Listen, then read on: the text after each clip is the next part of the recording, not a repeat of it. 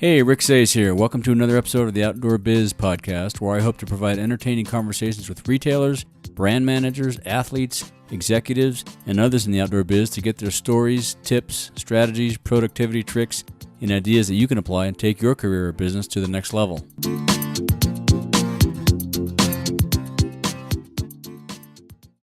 Today's podcast is brought to you by Audible.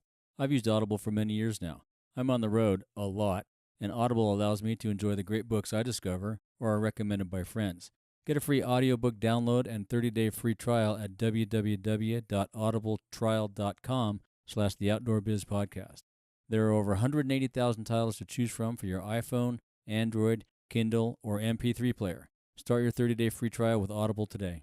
Hey guys, this episode is with my good friend and longtime adventure compadre, Gary Bard. Gary is the older brother of Alan and Dale Bard.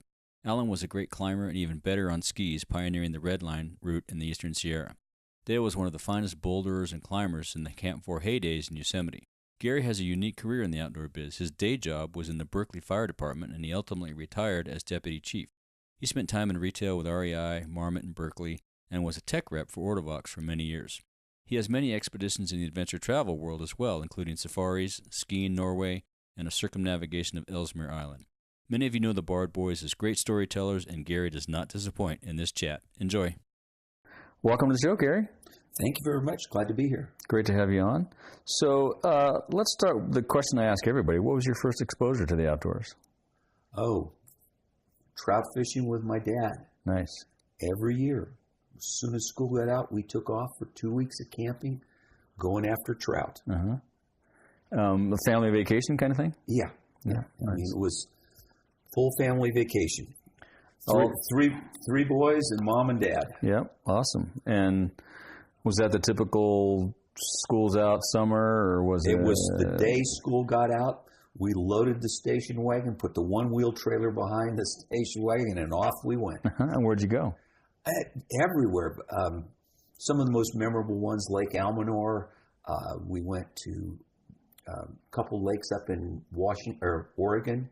And it was, and a lot to Trinity Lake late on. My dad really liked Trinity Lake. Awesome. Clare Angle or whatever it's called. Mm-hmm. And were you fly fishing back then? Did your dad teach you how to? No, it was bait fishing. Spin fishing. Yeah. Spin fishing. Meat hunting. And then I got a lead line for trolling. and it was, let me outfish my dad a couple of times. But that didn't happen very often. No. And so what was your first outdoor job? I got right out of high school.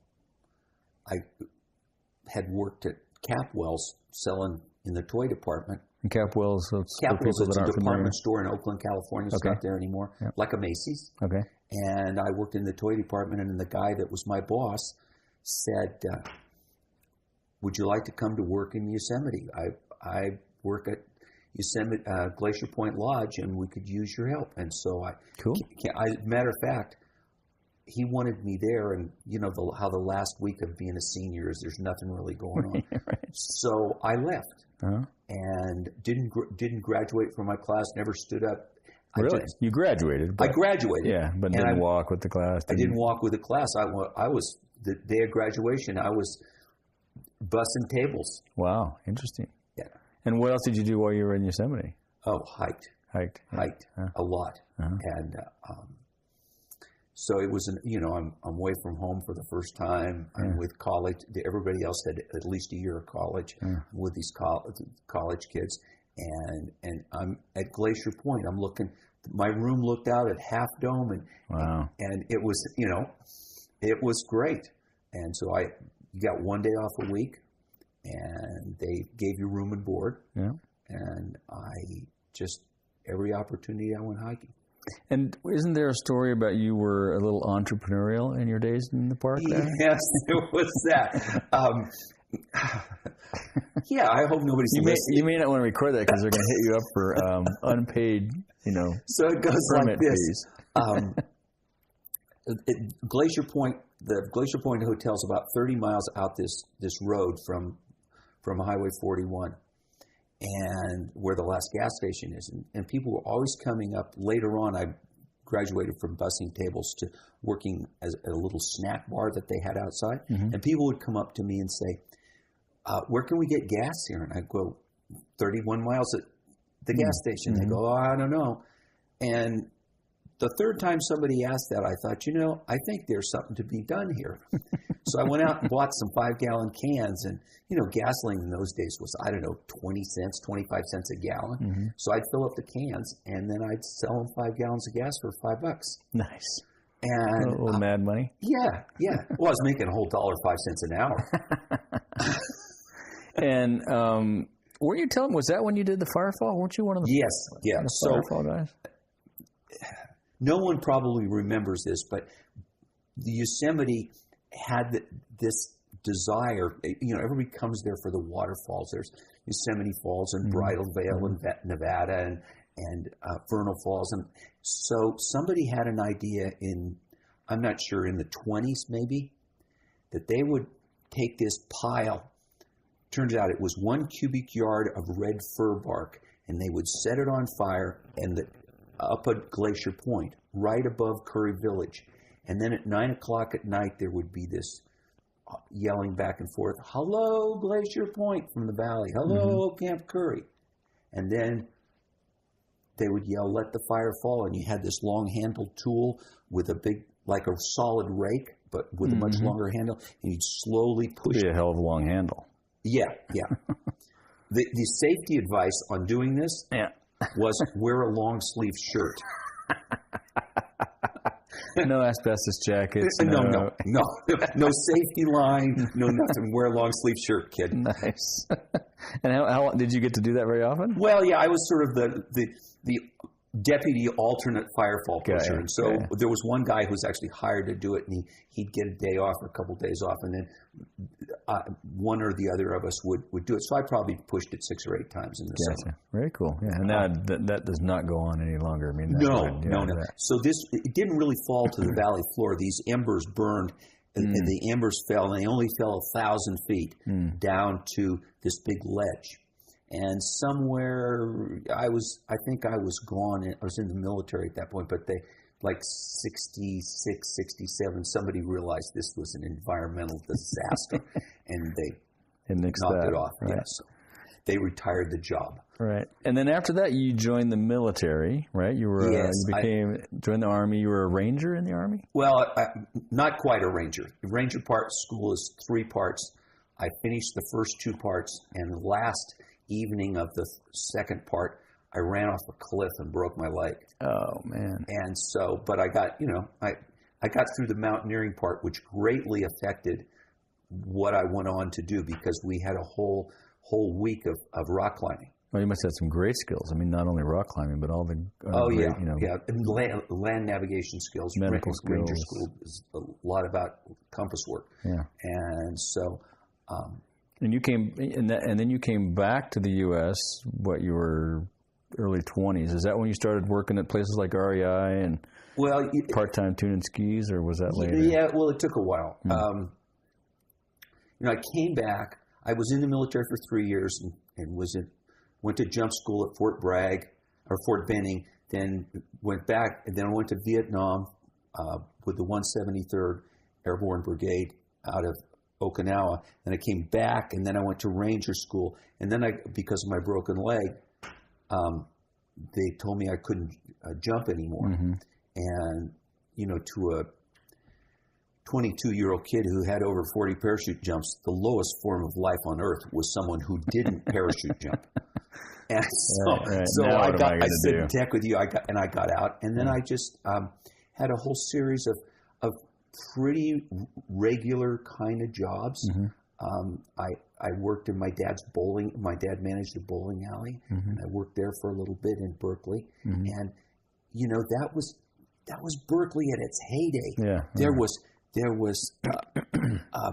the Granite Stairway, and there was Snow Lion, and there was the Ski Hut, and North Face, and Sierra Designs, and they were all in Berkeley in those days, right? And it was like, you got inspired to go do things. And so I had some jobs, and starting to do a lot of backpacking and that kind of stuff. And I really didn't get interested starting with the REI and Marmot and everything till, kind of the early 70s. Okay. Mm-hmm. And my first outdoor job was at a little store called Mountain Traders. Okay. And it was run by a man, Michael Harding. And it started off as a used gear thing. So people would come in, sell their used gear. And then we gradually would bring in some new gear. And then he opened a boot shop. Wow. And Rick Wheeler was in the boot shop, soon to open a boot shop in Bishop, Wheeler and Wilson. But I worked with him, and when he left to go to Bishop, then I did boots at Mount first, and then at the same time I had joined. I was climbing in Yosemite, every other weekend, and I joined Alameda Mountain Rescue Team. Okay. Alameda County, I think it was then. And I joined them, and then I got in the fire department. And after I got in the fire department and in 1970, then I interned at REI. I told them, I don't know how to tune skis, but if you teach me, I'll work for free. And they did it. And then REI Berkeley. The store had just opened. Okay, yeah. And So this was a part-time gig for you. You had firefighter was your main source of income. I spent 28 years. That was what let me go do all these things. Right. And then but I was hanging out at Marmot because they had all the cool gear. And one of the guys said, Mark Nadell, said, why the hell are you working for free? We'll pay you to do what you're doing over there. And I went, that's a good point. That's a good idea. Okay. And so then I started tuning skis for them. And that was the goal. And I was in the fire department. And at that point. You were a firefighter, right? Well, everybody starts as a firefighter. And then I was acting driver for a while, apparatus operator. And then I got promoted to inspector. So I worked, instead of working the shift work, I worked a 40-hour week, which let me work at Marmot because in the evening I'd get off and I'd go. And so I was part of the regular Thursday night crew. Got you. And who were some of those back then? There was Mark Nadell, Michael Shearer, and Randy Vernays was the manager of the store. And let's see who else was there. But there were a couple. Bob Acca, who doesn't work in the outdoor industry anymore. So they had quite the crew. Yeah, it was quite the crew. We invented a service technique. It's called the Instamount. Oh, okay. Well, so normally when you bought a pair of skis, you would get, it would take 3 or 4 days to get them mounted, and you could come back and pick them up. People would come in on a Thursday night to rent skis, ready to go. We'd buy, and then they'd go, I'll buy a pair. Well, we'd say, well, it'll be next Tuesday. And they go, well, I want to go this weekend. And so I don't remember who it was, but it might have been me that has suggested this. But I'm going to put it on Mark Nadell. And he said to the person, well, the Black and White liquor store is just down at the corner. If you went and bought a 6-pack of beer, we could probably arrange to get your skis mounted tonight. The Instamount. The Instamount. How long did that last? Is it just not? I don't remember that being there when I shopped at Marmot or sold to Marmot. Well, you had to come. It was only on Thursday nights. Okay, got it. It was the Thursday night special, and it lasted about a year and a half. Oh, that's pretty good. Yeah, and then one day, all of us, the regular Thursday night crew, were there. And the ski shop just had one door that you could come in and out of. And we were all somehow were in the shop. And Randy came in, Randy Vernays, and said, I'm seeing a lot of beer bottles in the trash on Friday mornings. And I've heard rumors that someone might be doing this. And he said, this is against policy. And he said, if you know anything about it, make sure you tell somebody to stop it. No and we were all culpable in this thing. So that ended that. Right? Yeah. Nice. But the funny thing is, years later, I come back to Marmot. So I had a relationship with Marmot for years. I helped build the new ski bench and all that kind of stuff. So, and I came back and was talking to one of the guys in the ski shop, and somebody came back and said, we need an Instamount. So the term stuck around. The term stuck around. A different policy. I like the payment method was different. Right. So let's. You had a strong connection to the adventure travel world too. Let's talk about that a little bit. How did you get connected to the adventure travel world? Well, so I'm working for the city of Berkeley in the fire department, and I get vacation. And I was married in 1977. So I met my wife, Chris, and in the early 80s, we decided to go on a trip to Europe. Okay. And I with the exception of traveling to Asia with the government, I had to book your own trip this time, huh? Yeah, I got to book my own trip and didn't have to take a gun. And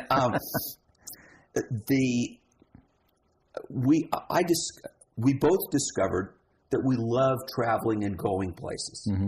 And that trip to Europe, we went to England, Scotland, and Wales, got a hire car, as they say, not a rental car, hire car, and we drove around and had a great time. And then we decided that we weren't going to ever have any children.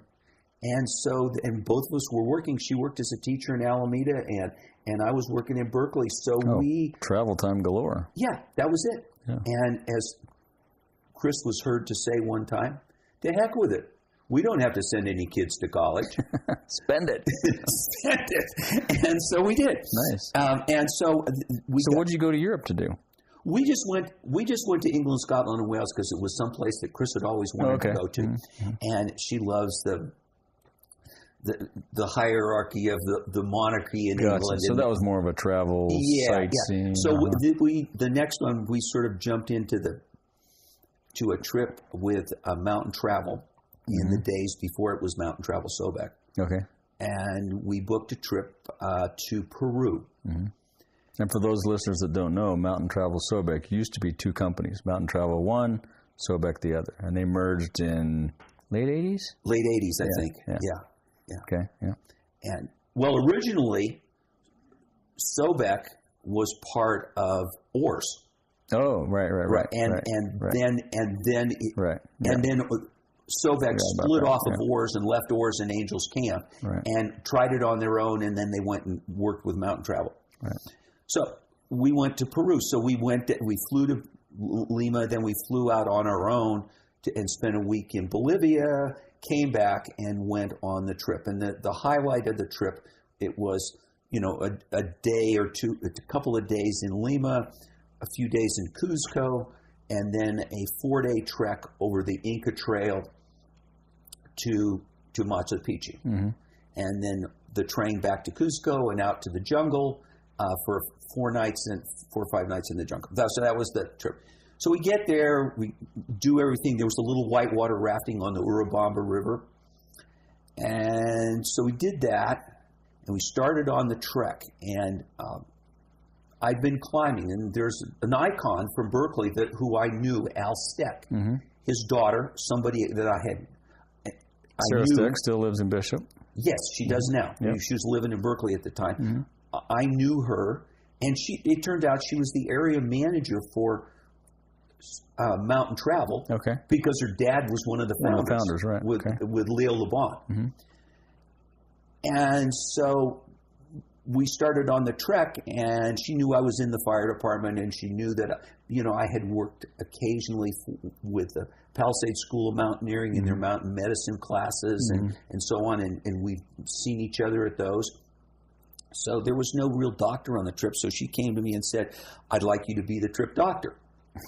Okay. Okay. Well, it was field promotion. Yeah, exactly. Yeah. And you had a lot of medical training through the military, and like you were teaching wilderness first aid courses and all that. And so we had a woman on the trip who was taking a lot of medications, and the medications and the altitude affected her. So I had to tell her that we were going to walk her back to the train so she'd meet us in Machu Picchu. Oh wow! Yeah, and so and then was your first a day later, medical decision. Yeah, my first medical decision was. And then a day later, Sarah comes in and she said the assistant cook is in a lot of pain, and it's his tooth, and there was a dentist on the trip, and he said, yeah, I could fix it, but I don't have any tools. And I said, well, I've got an emergency dental kit. And so we laid the guy on a sack of onions in the cook pit and put a filling in. Jeez. And that was kind of the start of it, you know. Right, and after that, then I ended up going to mountain travel, because I was also teaching in those days. The Red Cross Advanced First Aid card was the gold standard. Right.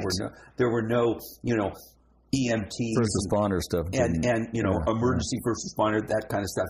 That didn't exist.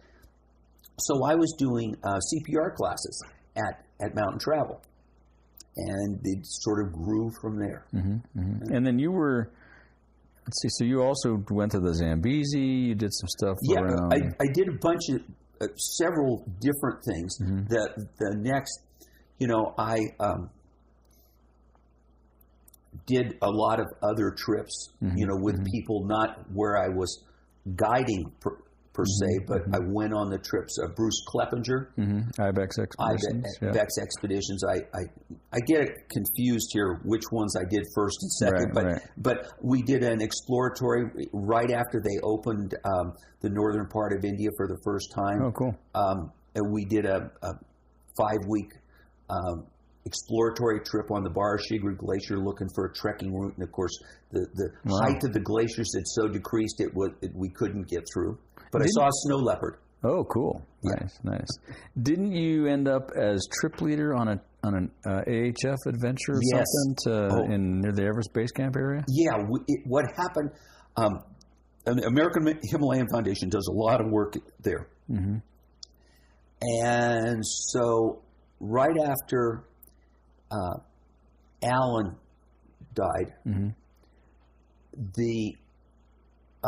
Gil said to me, Gil Roberts, who was a doctor on the 60s American Everest expedition that put the first Americans on Everest, at the top of Everest. He came to me and said, we're going, you need to come along, and so Chris and I went along, and the idea was we were going to fly into Lukla, go to Namche Bazaar, go up one valley, come down, go up the valley toward Gokyo-ri, over the Chola, into Everest Base Camp, and come back. And that was the plan for the trip. And then Gil got hurt on the way to the Tangboche Monastery, which is sort of the jump-off point for the last 2 prongs of the trip. Okay. And so he and his wife Erica, the president, and Norbu and another person got a helicopter and flew out. Gotcha. And he came to me and he said, "Look," he said, "this trip needs to go on. So I would like you to." And were they clients or were they AHF members? Who were the clients? They were AHF donors. Donors. Okay, got it. Donors. Yeah, makes sense. Yeah. And Will Perino, who's a filmmaker in Marin County, was on the trip. And so he came to me and said, "Look, you can do this. You have." And I had worked with Gil at Palisade School of Mountaineering in the mountain medicine stuff, and he was an emergency room doctor in Berkeley. So I used to see him pretty regularly. We'd bring people in, and he and I'd go talk. Anyway, he said, "You can do this," and he gave me a climbing rope, an ice axe, and a bottle of scotch, and said, you've got the best sirdar in the Khumbu, go for it. So we went up and followed the thing, and then when we got to Gokyo Lakes, we spent the night and woke up the next morning, there was 8 inches of snow. So we never made it over the Chola to base camp. It was just too dangerous. Yeah.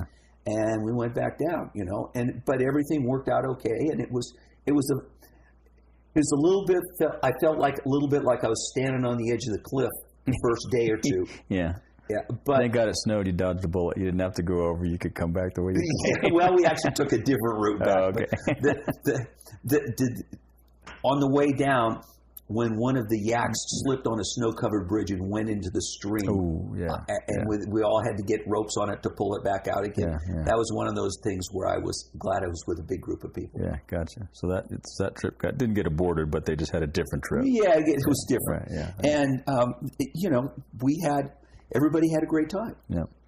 And then after that, you came back, still, in the fire department. You eventually end up deputy chief in the Berkeley Fire Department. But you also did a lot of work with ECHO, the wilderness company, which did a bunch of rafting and whatnot. They were also out of Berkeley back in the day. Yes. And what happened was, for my 40th birthday, my wife said, so this would be 40th birthday would be 85. Okay.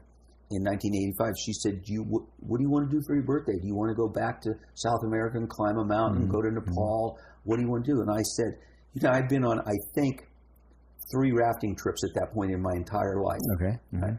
And I said, I want to go to Whitewater Guide School. So I signed up for a 9-day guide school with oars in Angels Camp. And at the end of the whole thing, I got... I passed the class, and they actually offered me a job, and I said, this is nice, but I have something that produces a pension. And a real income. But I ended up working, ultimately, the next year, in 1986, I rode on the Grand Canyon for oars. Oh, okay. Okay? And then I was still working at Marmot. And one day, this guy, Randy came in and he said, I've hired a new guy to work in the ski shop. And he brought me in, and this person, Danny Bolster, who now works for Placer County, managing rafting on the South Fork of the American. Oh, wow. And it's a big job nowadays. So I was teaching him to tune skis. Okay. And all we did was talk about rafting. And finally he said, you need to see these guys, Dick and Joe, that own this rafting company. And it's just 6 blocks up the street on Telegraph. Yeah. So I went up there, and they offered me a job. Huh. And so I spent the next 7 years working on and off on my vacations, on weekends and things like that where I was off. I worked South Fork of the American, the Tuolumne, the Rogue in Oregon, the Main and the Middle Fork in Idaho. Amazing. And I had a great time. And then when I got promoted to deputy chief, I couldn't work so much anymore. But when I retired... You did a lot of operation stuff for them, though, at that point, didn't you? Yeah. But then when I retired, I wanted to... they called me and said, we'd like to have you come to work for us. We're going to change the company and expand it, and we want to start running other trips besides this, and you've got the experience because, that's... And at that point, while I'd done the rafting, before I started working full-time for ECHO, Mountain Travel Sobek, Dave Parker, who was a vice president there at the time, contacted me and he said, we need somebody to go and watch over a trip, a 7-day rafting trip on the Zambezi River in Africa. Oh, okay. And that's we put in right at the base of Victoria Falls. It was unbelievable. Awesome. Yeah. And it's some of the biggest water. I mean, I looked down and there was no reading the water. There was no place I wanted to go down there. Right? It's like there's no cheat route. There's no nothing. Just point it down the center of the pipe. And hang on. And mind the hippos and the crocs in the pool below. Jesus. Yeah.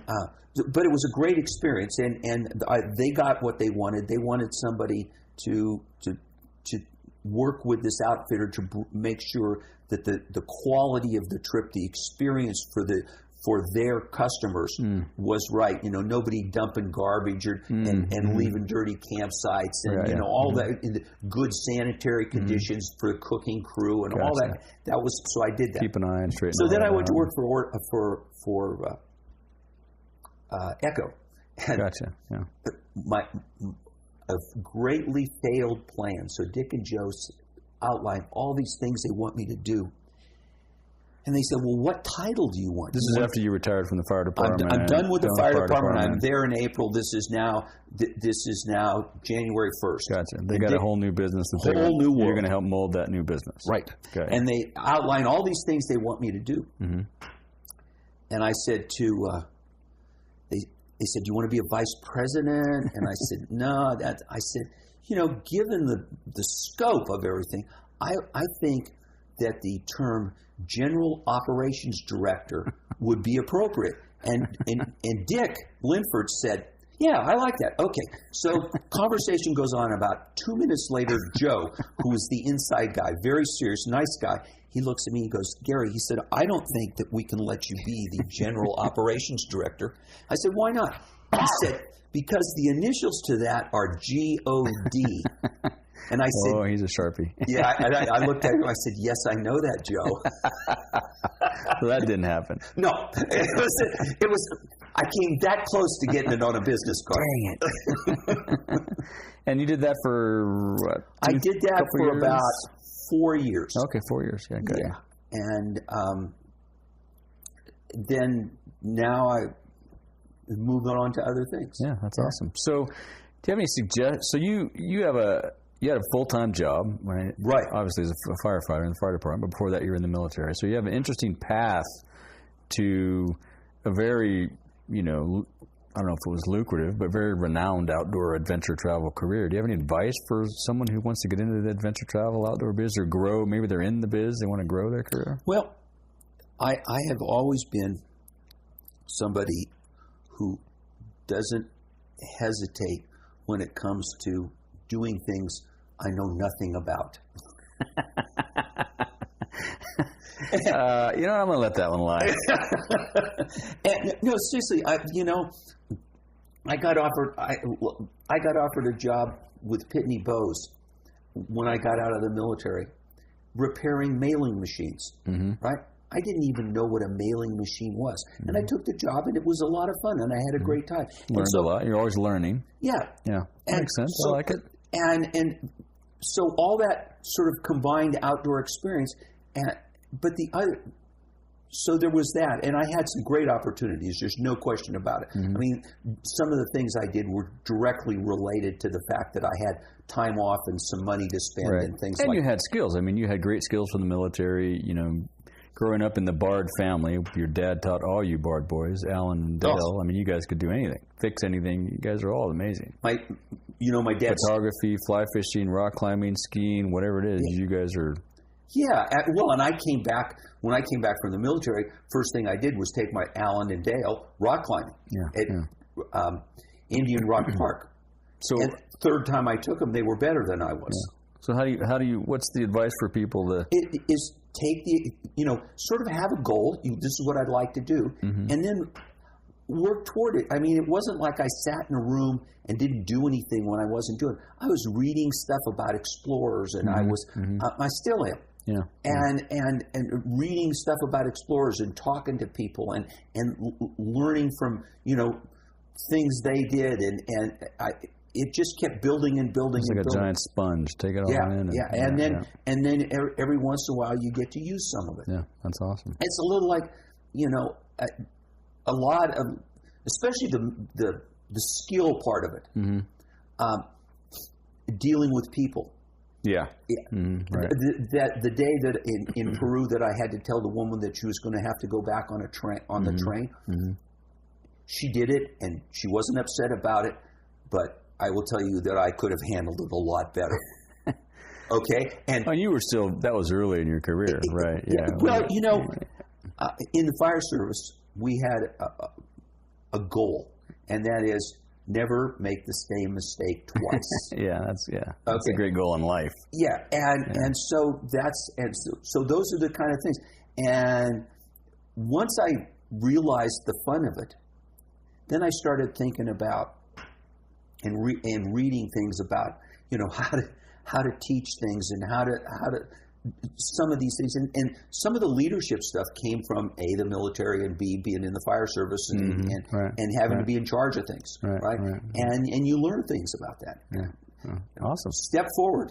Step forward and try it. That's my advice. Awesome. That's perfect. And so you said you read a lot. What are some of your? Do you give books as gifts very often? I do occasionally. Mm-hmm. It's hard to know. You read a book and you're just totally invested in the thing, and it's great. And somebody else picks it up and goes, "Yeah, it was okay read." Right, yeah. Do you have any favorite books?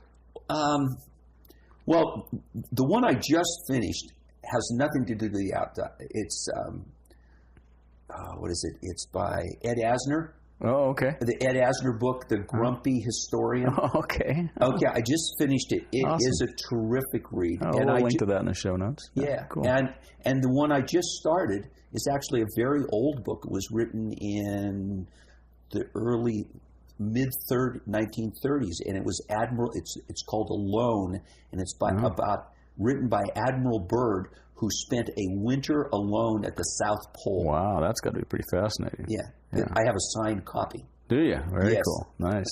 Awesome. That's great.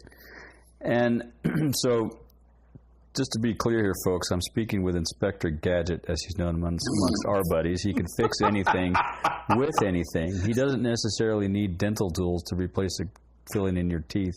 You can do it with other things. So with that said, what is your favorite outdoor gear purchase under $100? That would be my Swiss Army knife that's the Mountaineer model. Okay. Uh-huh. And I am never far from it. Uh-huh. I have 6 of them. Wow. Okay. So I have one in my fishing vest, one in my hiking pack. I have all over, and I also have all the little parts that you lose for the Swiss Army knife, the spring on the scissors, and the toothpick, and the tweezers, and the little screw thing that goes in the corkscrew. So you have a bunch of them parted out to fix other I have a full box of spare parts. Nice. Awesome. As you would expect. Of course. I would expect anything less. Anything else you want to say to our audience as we wrap up here? This has been a pleasure. Thanks. Yeah, it's fun. I truly enjoying this. Yeah, it's great. It's great to talk to you.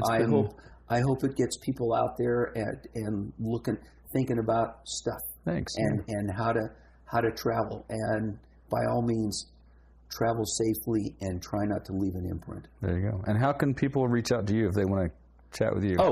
So my email address is ncaflyfisher@gmail.com. And it stands for Northern California Fly Fisher. Awesome. Excellent. Want to guess what my hobby is? Fly fishing. You are so sharp. Man, I'm on it. Well, cheers. Cheers. Tinkety-tink. It's been great chatting with you, and we'll have a lot more adventures. Awesome. I look forward to it. Thanks, Gary. You're very welcome. All right. I hope you enjoyed that conversation with Gary Bard. You can catch up with Gary by email at ncaflyfisher@gmail.com. You'll find links to everything we discussed in the show notes at theoutdoorbizpodcast.com/episodes/054. Hit iTunes and give us a rating and review, and I'd be stoked if you shared your favorite episodes on the socials. Until next time, thank you so much for listening. This episode's featured advocacy group is the California Wilderness Coalition. Cal Wild is a nonprofit whose mission is to protect and restore the wildest landscapes and watersheds on California's public lands. Since 1976, Cal Wild has helped protect over 14 million acres of wilderness and 1,500 miles of wild and scenic rivers. The organization helps bridge the gap between local stewards, who know their public lands intimately, and the state and federal agencies that manage those lands, forming valuable partnerships at all levels. When you become a member today at the $65 family level, they'll send you a copy of Tim Palmer's book, California Glaciers, for free. Join today at calwild.org/biz. If you want more of the Outdoor Biz Podcast, you can subscribe on iTunes and Stitcher, or go to theoutdoorbizpodcast.com, where you find all the episodes, show notes, and much, much more. You can find us on Facebook and Instagram at The Outdoor Biz Podcast, Twitter at Rick_Saez, that's SAEZ, and my email is rick@theoutdoorbizpodcast.com. Thanks for listening and all the support, and a huge shout out to all my guests. And until next time, be sure to make time to get outside.